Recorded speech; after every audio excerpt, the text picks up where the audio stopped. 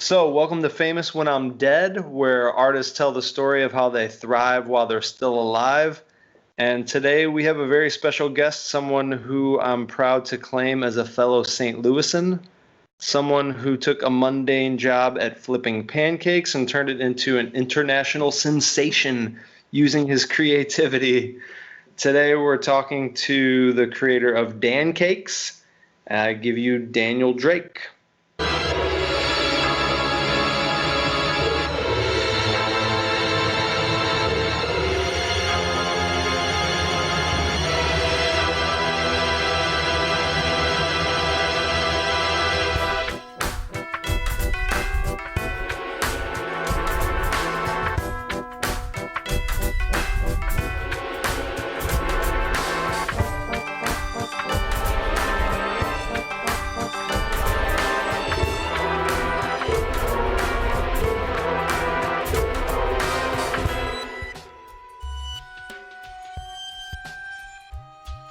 Hey, how you doing, man? Good, good. Yeah. Be here. This is a cool thing. Yeah. Are you still in St. Louis? Yeah. I'm sitting in Maplewood right now. Our studio's in Maplewood, so Nice. but yeah, still haunting my area. Yeah, and looks like you guys have quite a setup there. That's just full on. You have the kitchen, you have the podcasting space. Yeah. This has all been like we've slowly been coming to we were very fortunate to finish most of this right before the pandemic hit, and like all of our events just stopped. Because right now, being able to do things like this, podcasts, and we've got a workshop on my right. This whole area on the other side of this wall is a workshop where we do preserved pancakes now. We've been doing these pancake art events for years, and I guess I should explain what pancake art is. Maybe, I don't know. Well, I wanna actually just tell a quick story, because the way I met you, and you probably don't remember because it was just kind of a passing thing, but you were working on the Courtesy Diner on Kings Highway, right? Yeah. So yeah, I remember going. I used to go there periodically, probably like 2 or 3 times a month. I would go and just like put the dollar in the jukebox and like have that kind of old experience. And I remember, if I remember correctly, like you had like some buttons on. You had like a bunch of concert bracelets or something. You had like your kind of artistic look going on, and I could tell you what? Had a hat with a bunch of buttons on it. Oh, yeah, that's right. And I could tell you were a fellow artist. We didn't talk much, but I do remember like right at that time is when you were kind of goofing around with it. Because I remember watching you like flip the pancakes, and I'm like, man, this guy's like, he's doing something different. He's not just, flipping pancakes. And then like years went by, I moved to Prague, and I don't know if I found out that you had like kind of created this, or this thing turned into like this huge sensation before or after. I think it was after I moved to Prague, and I was like, hey, I know that guy.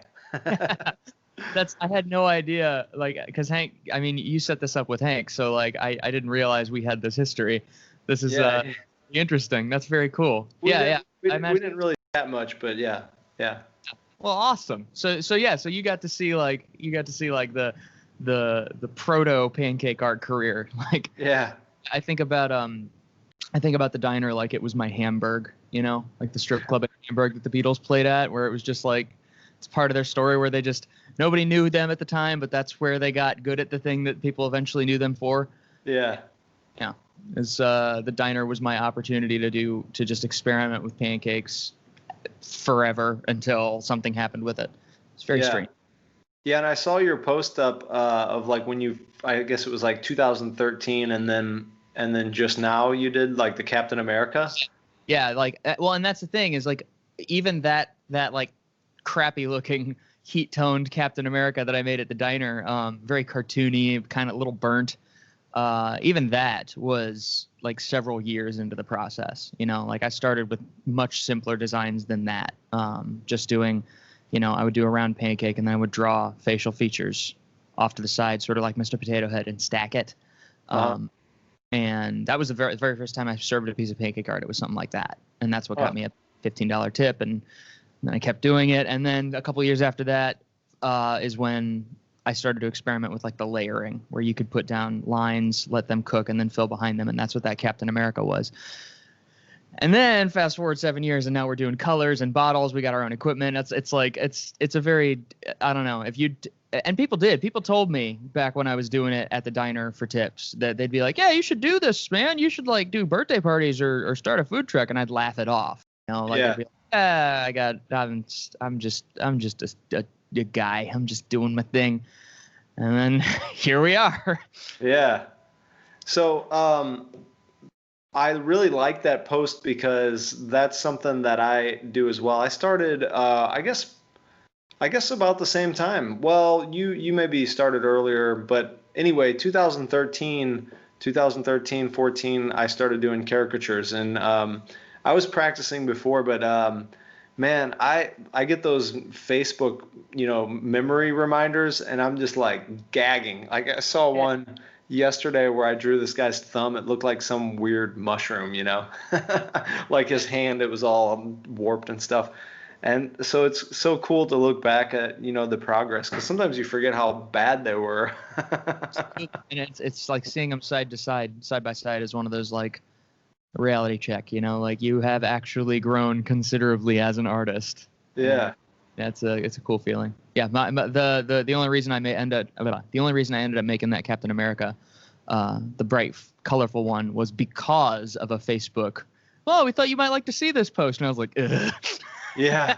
And I was like, I gotta redo that. You're like, delete that forever from all the Facebook files, please. Yeah. Well, one of the other artists I work with, Dana, she's like mostly in charge of our social media and stuff. She's always going on about like how well those glow up posts do, So she was like, hey, be on the lookout for, if one of those happens to cross your awareness, redo it, because people really like to see that. People like to see. I think it's something about like people see. They'll see how good you are after years and years of experience without any context, and they'll be like, that's great. But they love to see the context where it's like, oh yeah, he wasn't born that way. Like he had to earn it. Yeah. And I think too many people get discouraged by weighing themselves against like where someone is at artistically at that moment as well. So it's good to see, like, it's funny because sometimes I'll mention that to customers or friends or whatever that, my drawings used to be shit, and when I started, and they're like, oh no, I can't imagine they would be shit, and it's like people don't understand that long like process of consistency and working at it. Just self-iterating. So would it be safe to call you like the world's most famous pancake artist? Maybe. I guess that kind of depends on your metric, because there are I think I'm probably the most well known in America. I think there's this weird thing where there's a couple pancake artists that I know of, at least on YouTube, that have considerably larger followings than us, just because they do. They back before social media algorithms are such a pain in the ass, and how it all changes over time. But back when Pancake Art was really like popping off and being discovered by a lot of people, there were two pancake artists on YouTube in particular that were really good about playing into like social media keywords, stuff that I never really cared about. Like I was never like, I'm gonna go make the Facebook logo as a pancake, because I have literally no desire whatsoever to make the Facebook logo as a pancake. And yet that's the sort of like, there's something about things that are like neutral that does really well with the algorithm, like people. Yeah, well, also it's like self promotion, like with Facebook, I'm sure they're gonna pump that up a lot more. Yeah, and so like they've got videos that have millions and millions of views, and we've got a couple videos that have like a couple millions of views. But nowadays it's weird as hell. Like nowadays we've got like, we'll post a video that we're proud of, and it'll get like 200 views on our YouTube, and I'm like, okay, whatever. Yeah. I guess that's life. Yeah. I can't control it. So there's just too many factors to understand exactly, what's going to happen. I want to ask you, have you ever made like a Joe Exotic or like Joe Exotic pancake? That did really well on Instagram. Yeah. I thought it would be funny for you to make a Carol Baskin pancake and like feed it to some cats. Yeah, that would be. I think people would appreciate that. Very meta. Yeah, you could go all like conceptual with it.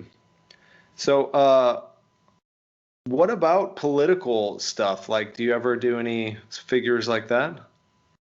I am well, I would do more political stuff, but I guess there's because of the company has grown, it isn't really up to me, if that makes sense, Uh-huh. because I share ownership with Hank and with Ben and with Dana, who are the other two like full-time artists and the people that I work with. We all share ownership in the company, and we have a couple of other satellite artists who like work for us as contractors for events and stuff in different parts of the country. Lee's in Phoenix, Jenny's in Los Angeles, and Ryan is in Dallas.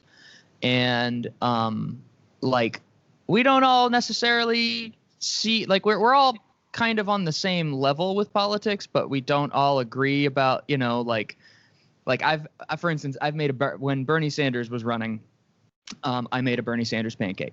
And I made one back in 2016 as well, because I really like the guy, and I think I'm like, yeah, this is a good this guy could win. This would be great if we had him.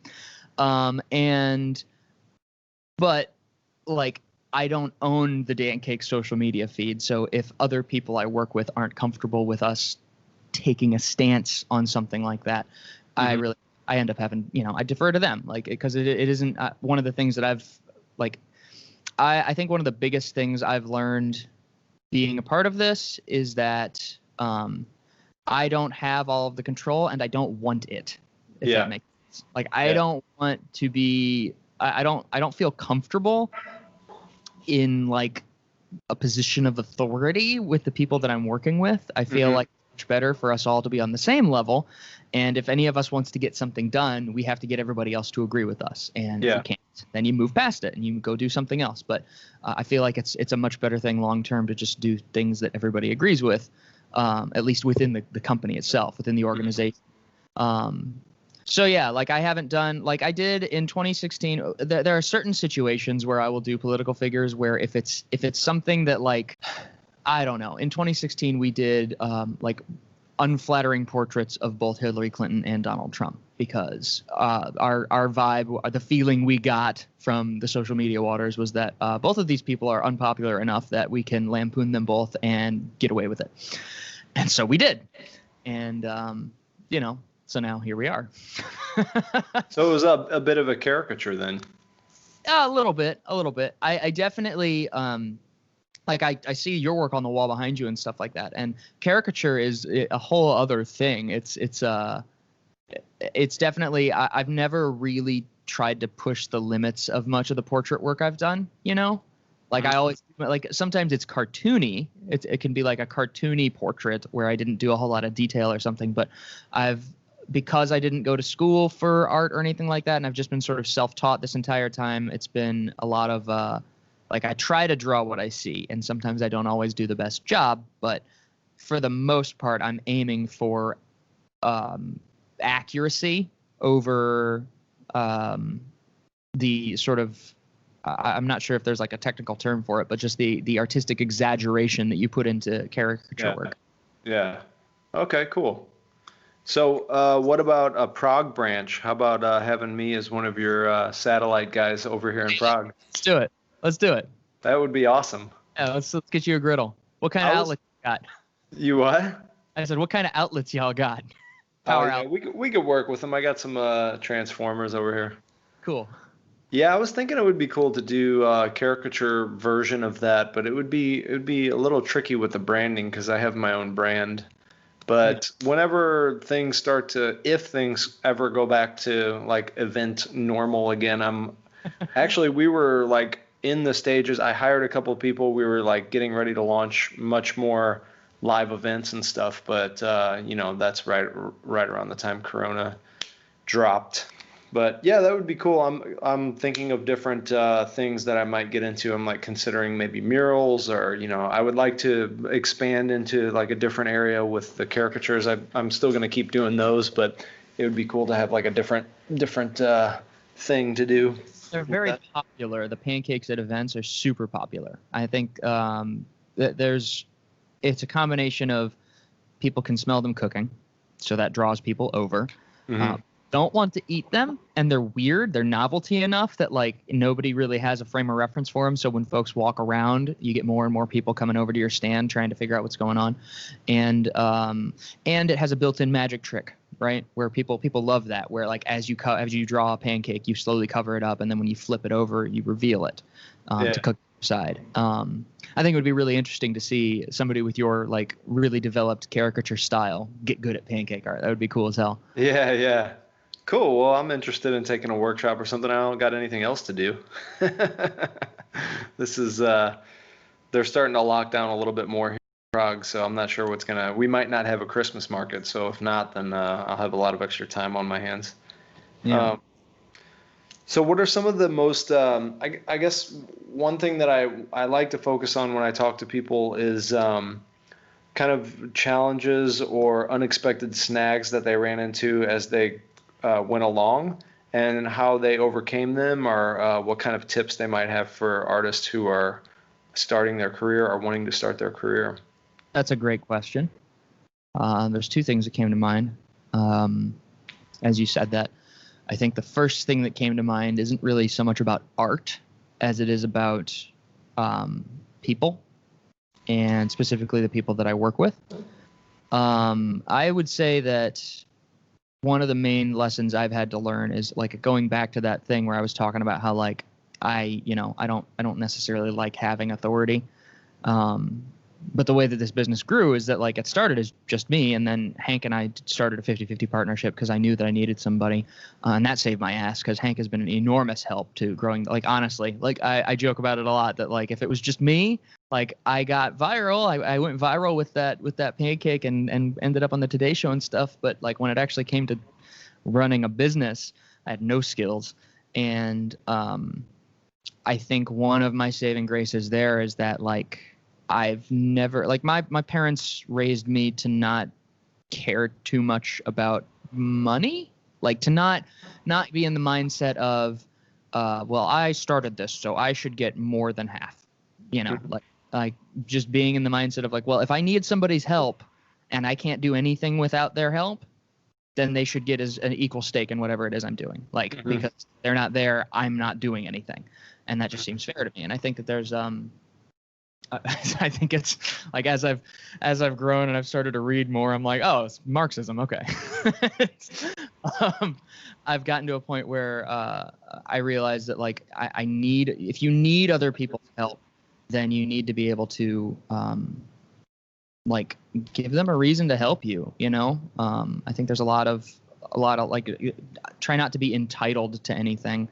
And be grateful for, the folks that are around and stuff. No, I mean, and on that same tip, another one of the big lessons I've had to learn over the years is like because we've grown into this group, there's more of a cooperative, sometimes like things have gotten nasty between the four of us before, where like we have a disagreement about what we need to do, and we feel very, very passionately about what we need to do. And I've gained a lot of emotional intelligence just from like the rock talks we've had as a group, like having to sit down, not running away from the hard conversations, but like actually being like, okay, we got to sit down, we got to talk this out, we got to figure out what's going on. And, I think there's something really, really positive. I mean, it's exhausting. It can be exhausting, but there's something very positive about being able to have difficult talks like that with a group of people and nobody walks away, right? Nobody walks away because I think it's kind of like with romantic relationships where, like if you have a difficult period where y'all are fighting all the time or something, and then you work through it, the relationship is stronger and the business is stronger because we're like, we now have the faith in one another to know that like if shit hits the fan, everybody's, ride or die or whatever, like everybody's going to be sticking around to figure it out. And so the human aspect is a huge part, I think, of why we've been able to be as successful as we have, because, like so many things, so much of what makes Dancakes awesome, what has given us an edge, I guess, in any kind of market, has been a lot of free labor on the part of the people that are in the company, like Ben. They wouldn't do that without, they probably wouldn't do that without a stake in the company. That's a big deal. Exactly. Ben comes to mind because Ben is he basically taught himself web design to build our website. So you guys got a great website, by the way. It's very functional and it's lovely, and we do auctions and stuff through it, and it gets better all the time because he's just kind of he tinkers, right? Like he now that he knows how to do it, he spends a lot of time just playing around with it, figuring out what's possible. And like we have to troubleshoot a lot because like that's life. But the big thing is we don't have to pay some guy $400 an hour to troubleshoot. Like Ben does it. And like Dana does all this fantastic stuff with social media, and it's like some of the like our most viewed videos on YouTube were pancakes that Dana made just for fun, like all this sorts of thing where it's like with this system, certainly with the business that with the art business, I think giving people reasons to just be creatively motivated in their own way, because you never know what somebody's going to come up with in their own brain, right? Like you never know if somebody has a reason to contribute, then their creativity can kind of unlock, and they'll just be sitting around at home and they'll be like, wait a minute, what if we started doing this instead of this? And then like that's the sort of thing that you don't get when you've got wage slaves, when you've got somebody that like I don't know, I'm just here to punch a clock, man. And I just got this image when you talked about the disagreements. I got this image of like 3 of you teaming up and like wrapping the other one in a blanket and then like smacking them with spatulas. Yes, like it does. Full Metal Jacket style. Yeah. Oh goodness! Just put socks full of spatulas. Socks full of pancakes. Yeah. Bag batter. That would take a long time to give a beating with pancake batter. Yeah. I mean, well, I guess it depends on how tightly packed the sock is. Anyway, the other thing that your question made me think of was this is more about as an artist. I have had to it gets in your way. Ego gets in your way a lot. It's gotten in my way a lot where like I've had some arguments, disagreements with Dana. Dana's the one who is most she is the best about receiving criticism, and she's also eager to give constructive feedback to people. And there's been a lot of times over the last few years where, like I'm just working on something and she'll just come up behind me and make a comment, and it gets to me. And, I've come to grow. I've grown out of it a little bit. I've grown out of it a little bit where it's like, for whatever reason, it forced me to kind of reflect on some of the things that happened when I was a kid, like coping strategies you learn as a kid, or like the self-esteem movement thing where you were told you're special and told you're smart and told you're gifted so many times that when life finally gets hard, you have no motivation to get through the hard things. And so when somebody comes up and when you're doing a pancake and you flip it over and it's like not the best in the world, because that's part of the medium, is that like I can't like build it up. I have to like do it all at once over and then do it over if it's not good. Having somebody say, oh yeah, you messed that up and that up, it just for whatever reason gets to my core and you frustrate me and make me angry sometimes. And like it's made me resistant to change and resistant to good ideas, like, oh, maybe if you mixed colors this way, or oh, maybe if you drew this way, or oh, remember you shrink the foreheads a lot, and all these different things that it can be very hard to get over ego and to find humility, but humility is like the best thing for being an artist. If you can manage to not think of yourself as perfect, and I guess the real hard thing is getting to a point where you don't have an emotional reaction or a negative emotional reaction to being criticized. It's hard, I think, for me. Yeah, but the ego lives in the past or in the future, and it also has to always protect itself too. So I feel like it really blinds us to opportunities that are right in front of us.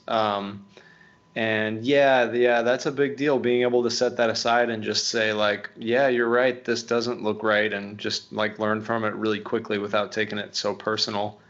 Now we're getting into kind of like a spiritual thing, but for me, meditation is a big help with that, because it's taught me how to like have the emotion and give it space and not react to it and make a choice on how I'm going to deal with it. The thing about caricature that's so good is like you do 20 drawings a day, and there's no room for ego. And the cool thing about it too is that like that's sort of part of it. It's like you're kind of like taking the person's appearance and their personality, and you're like goofing on it or exaggerating it or really like pointing out like kind of the silly or ridiculous things, you know? So it's kind of like this moment, I think, where it's a relief. I think some of the laughter that people have when they see the picture is like a relief that they don't have to like take that ego so seriously, you know? It's like they Yeah. see it and they're like, "Oh yeah, that is a stupid You like have really big face ears. that I make." What? I guess I do have really big ears. Yeah. Um, yeah, I wanted to ask about social media also. You said she's like Dana, she's like your main manager for that? For the most part. Yeah. I mean, we all kind of juggle the plates, as it were. But Dana, I think, well, Dana's naturally drawn towards doing it, right? And she's the one who's the most passionate about our social media presence, which is to say that, like, if we post something that maybe we didn't, you know, maybe we phoned it in a little bit, she's the one that's going to count it, that's going to notice. She's the one that's going to be like, guys, this is this is important stuff. And like she has an enormous amount of empathy, which I think helps a lot when it comes to creating content and connecting with fans and followers and stuff, and thinking in terms of like how you want to, like if you want to promote something, you know, like empathy is critical with regards to, you know, how can I put myself in somebody else's shoes so I can imagine what they will feel when they see this. Mm-hmm. And I think that's really one of her strong suits is that, you know, being able to have empathy and stuff. So I don't know if that's an interesting point. I don't know if I've ever considered empathy as a strong point on that. Um, I guess one question I had about your social media was because obviously you guys are very successful with that. Like, how much of that is just the fact that you kind of went viral and that whole thing sort of snowballed really quickly, and how much of that is like actual management or promotion? Because you guys are at 300,000 followers now, right? Mm-hmm. It's been steady at that for a while now. I think a lot of our success that landed us the followers we have, because we've got across all platforms, it's like a million, but you know, there's no way to know how many of those are double or the same person or whatever. But most of that following was built about 3 or 4 years ago, when we had, well, a lot of it was we were, a lot of pages were partnering with us and linking back to our page. We did a couple of things with Disney. Disney reached out to us, and we did Pancake Art with them and posted. And we didn't do a lot of the, honestly, most of the build for what we have has come from good fortune. Mm-hmm. Right? Even the very first thing, the very first viral thing was just complete luck. No way for me to, like, obviously there was, you know, I did Pancake Art and was doing this thing, and so if I hadn't started that never would have been possible for this lucky break to happen. But there's no way for me to have predicted that this photo my friend took at the diner at 2 a.m. was going to go viral on Reddit 7 months later and land me on the Today Show. Like, that was, but after the Today Show, I mean, we didn't really have a social media presence for real when that was going on. So I think I had started a Facebook page a little while before that, and we gained like 3,000 followers from the Today Show thing, which is amazing when you're starting out, right? To just be just boom, 3K followers, strangers you don't know are now following your page from around the world. Very cool. But over the next few years, it was just like a lot of trial and error, making pancakes that people might like. Doing just there was one video we did. Deadpool came out. The first Deadpool movie, I think, came out on Valentine's Day a couple of years back, and it was also incidentally Pancake Day, and so I made this Deadpool holding a pancake art that blew up and got us a bunch of followers. And like, that stuff hasn't really happened as much lately, and I think it's because all of these platforms are they are maturing, which is to say the thing that happens with social media platforms where from what I understand, at least, and it seems to make sense to me, is just that, like, when a social media platform is fairly new, it has a huge incentive to give people enormous amounts of feedback.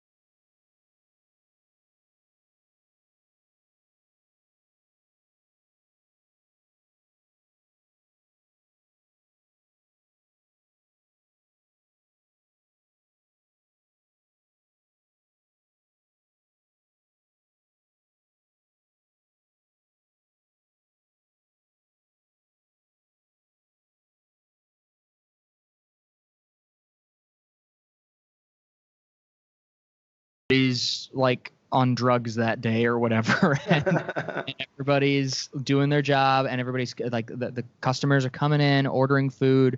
You got like 12 tickets up there at once, and you just get into this ballet, this flow of like, boom, hash browns, bacon, draw the smiley face pancake, boom, burgers, cut the omelet filling, shake the eggs, all that stuff, and scramble the eggs, shake the eggs.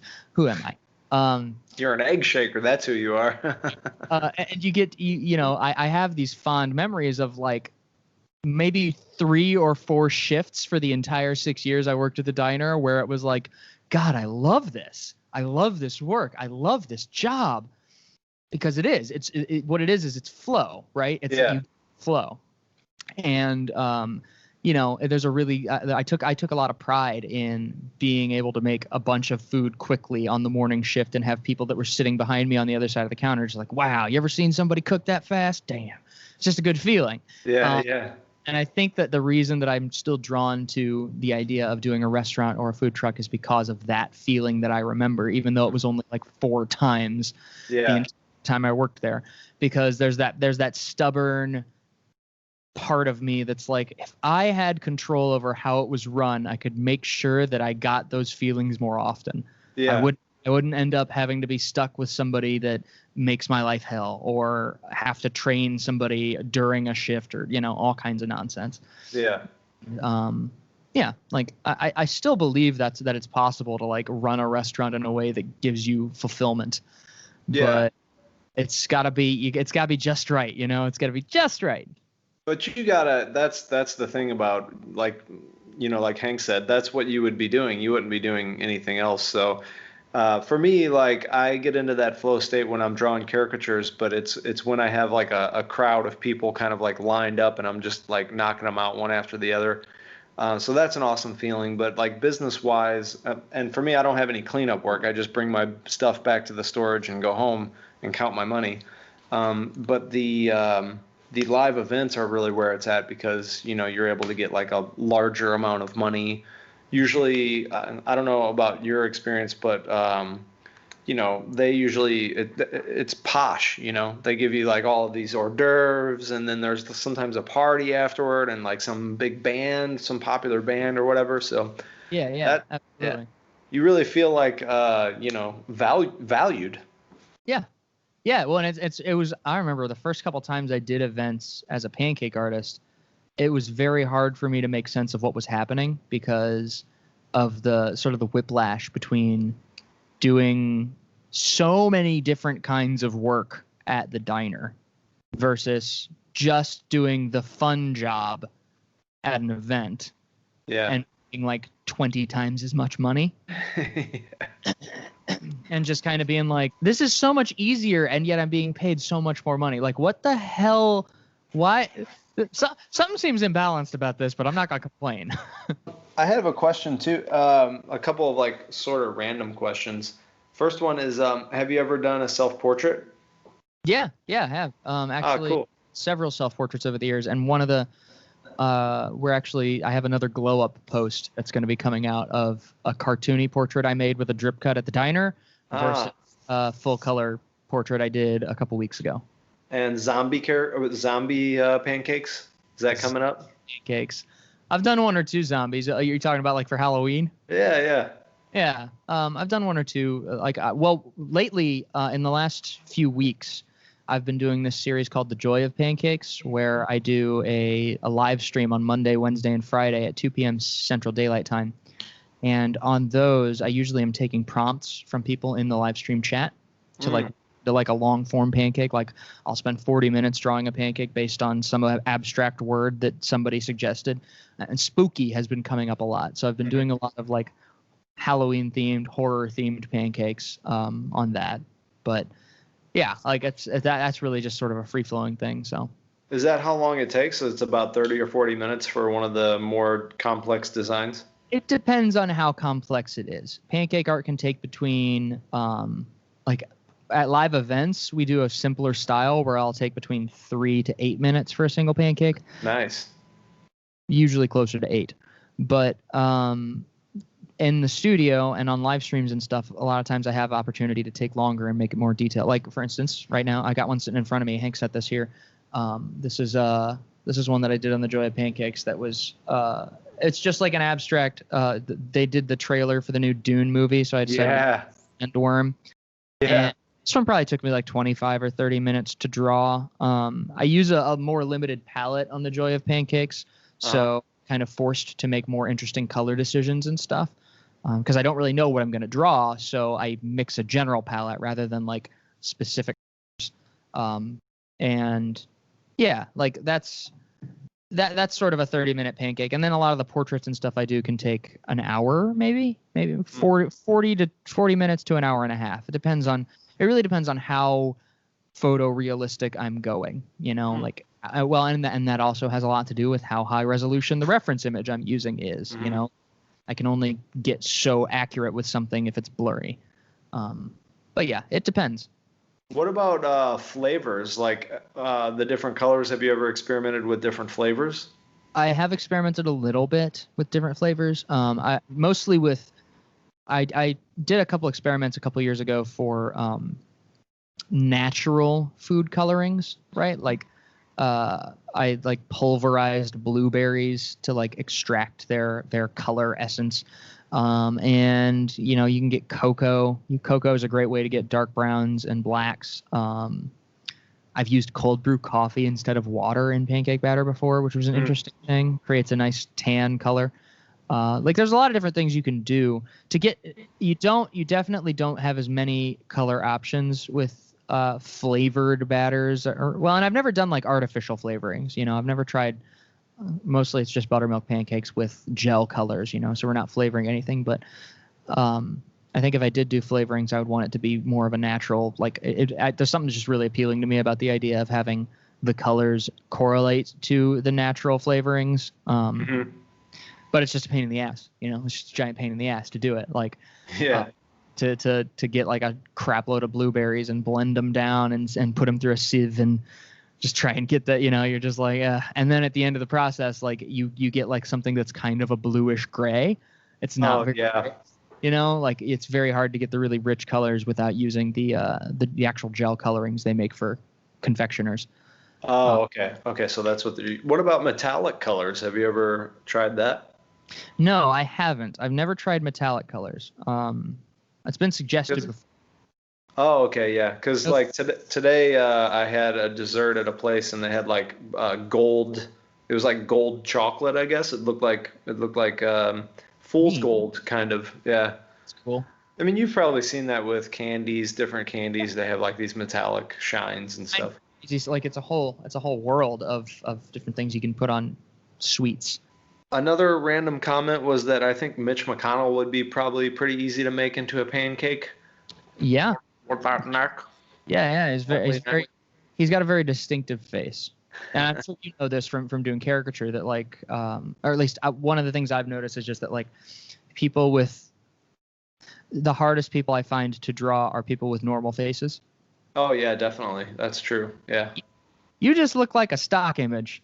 Yeah. Sorry. It's very, good for you and everything, but also I can't like you because I don't know what you look like.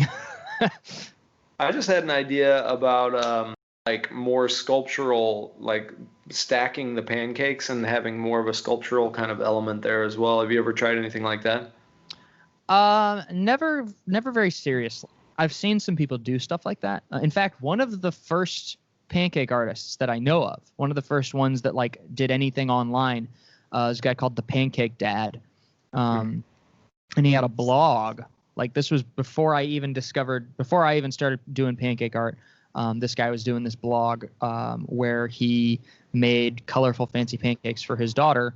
And one of the things he would do is he would build sculptures out of them. Like he would cook them to a nice crispness and then get some toothpicks. And like he did like AT-AT walkers from Star Wars and stuff like that. Like, yeah. And I saw it and I thought it was definitely a cool idea. It's just not something that has ever really been in my wheelhouse, if only because, like, I don't know. I've kind of just, I don't know if I'd say I'm a pancake purist, but, like, I've kind of just pushed the drawing aspect, you know. In my mind, it's very hard for me to think outside of it, but in my mind, it is a drawing medium, and so that's what I do with it. What's the biggest? So, you know, like I've made pieces that are pretty enormous. At least, well, I mean, respective of pancakes. Like You ever think about going for a world record? Biggest pancake portrait? I've definitely thought about it. Well, and that's the thing is like I could probably get away with just doing a very, very small pancake portrait and say it's the biggest pancake. You know, like there's not a lot of people out there doing pancake portraits. But I've never seriously looked into it because I drag my feet on everything I do. Yeah. Yeah. Just tell Hank to do it. He'll set it up. Can we call the Guinness World Record? He'll be like, no, I got things to do. That would be awesome, though, man. I mean, I think you can do it. That would definitely bump your status up even more. Probably right. Yeah. So, do you want to show us around the studio at all? Are you connected to? Is this a computer you got set up? I am sitting in front of a desktop computer. Oh, okay. All right. So, absolutely love to. We could do it on a phone afterwards or something, but yeah. The whole computer. Yeah, rip it out of the wall. So this is unrelated, but just a different question. So, like, what is bugging you right now? What's getting your goat? What's getting my goat? That's an interesting question. You never heard that one before? Well, I've heard the phrase. I'm just people don't usually ask that in interviews. It's an interesting question. It's what's bothering me? What's the world, the whole world? I think I feel relatively unbothered at the moment. Can I quote you on that? I did say at the moment, right? Like truth changes. It changes over time. I would say, gosh, I don't want to just say something just to say it, but I guess discourse. It's just the way people talk to each other, the way that we've been taught to talk to each other. I try to think about, like, going back to, like, we were talking about social media and how, you know, these platforms grow and evolve and change. Well, at the same time, people are growing and evolving and changing as they use them. And I like to think that we are collectively experiencing an adolescence with social media, where a lot of people have learned some really bad habits that are incentivized by the platforms themselves, right? Yeah. Like Twitter wants you to dunk on people because that's how you get the likes and the shares. Yeah. But dunking on people is also toxic as hell. Like just being mean to people in funny ways so that you can get likes and shares is heavily incentivized. Yeah. And the platform wants you to because it keeps people paying attention to the platform where they can get money from advertising. Yeah. But also it destroys the human spirit. So I would say if there's anything that's bugging me right now, it's that like I when I'm not doing pancake stuff, I spend a lot of time talking about things, and I'm sort of an armchair philosopher on my Facebook and stuff like that. And I think there's a lot of polarization that happens in the world, specifically because polarization is incentivized by the platforms through which communication is happening. Yeah. They want that to be, they want echo chambers and they want arguments because that's engagement. And it's a shame. It's the, you know, there's it feels like if I step back from it, like I feel like social media has a lot of potential to be really, really wonderful. I mean, my career is a testament to that. Like I have a career as a bizarre artist specifically because of what social media is capable of.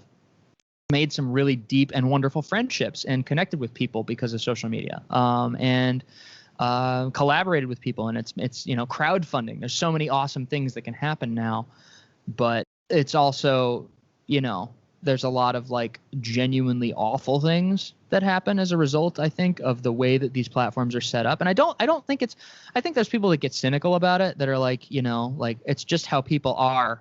And I don't really think that's true. I think it's because of how our system is, and it's because of how the systems we use to communicate are set up. They're set up and designed specifically to keep you addicted through negative information and fear and all these different things. And so, yeah, I guess if there's something that's bugging me, it's just that I wish that people would get wise to this shit faster. Yeah. I think we have the same goat, actually. We're getting both of our goats. Yeah, yeah. So, is there any thing that you want to plug or any kind of last things that you want to say? Yeah. Well, there's a couple things I'd like to plug if I have the chance to. First off, I want to let people know that Preserved Pancakes, we've got a system, we got a workshop for it, and this is like kind of our bread and butter right now. Because we don't do events currently because of the thing. So what we've been trying to pivot to is we've been trying to actually pivot to making art professionally, and we've had some success with it where people have been like last week I made two wedding portraits, which was really, really touching. I thought that was really cool.